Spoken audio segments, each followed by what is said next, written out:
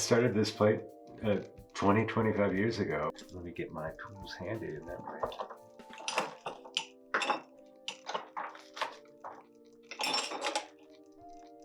I'm no longer etching. I'm working entirely with hand tools, and they're tools that lighten the plate.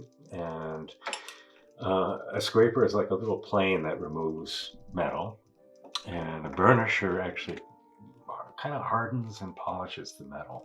The ways of darkening the plate are something called mezzotint. I'll show you how to actually do that.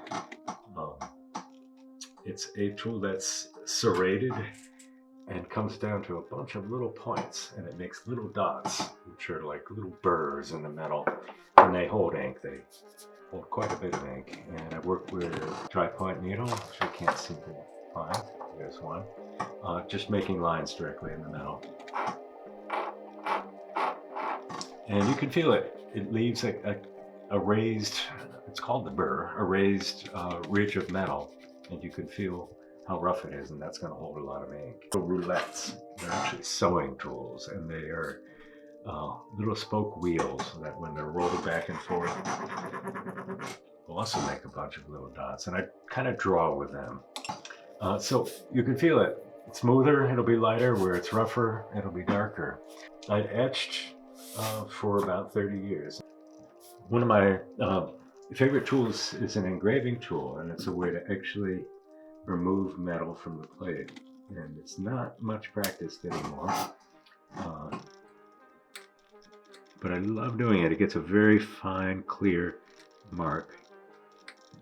I've never made an entire plate from engraving, but I use it to accent and clarify different edges as I'm working. Oh, that's kind of nice.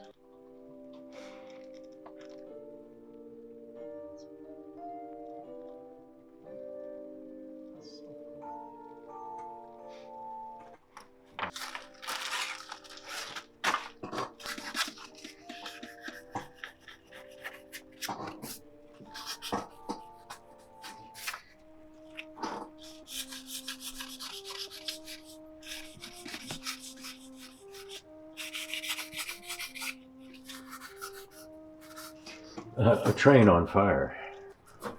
You can kind of see it. Yes, we can.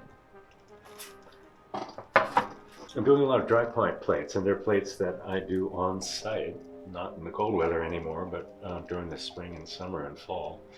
And I draw directly in the metal. And you can feel it. You can't see very much, but you can feel it as you work the different textures. And again, the rougher it is, the darker it's going to be, and where it's smooth, it's going to be light.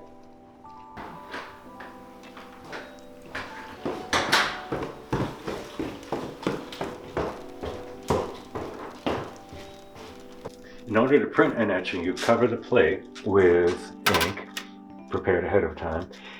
Cover it entirely, and then wipe the ink off of the plate. Now, what the ink will do is stick to the areas that have been etched into the plate, or the areas that are in any way roughened. And the areas that are shiny or smooth, the ink can be wiped off of easily. So the ink stays where it belongs, and you get rid of it where you don't want it. And when it's ready, I work with an assistant who will prepare paper, dampen paper for me. Paper will go right on top. Blankets distribute the weight, the pressure of the press. And it gets run right through. I'm only pretending now, but this is exactly what it looks like. And it takes, the whole process for each print takes about 10 or 15 minutes.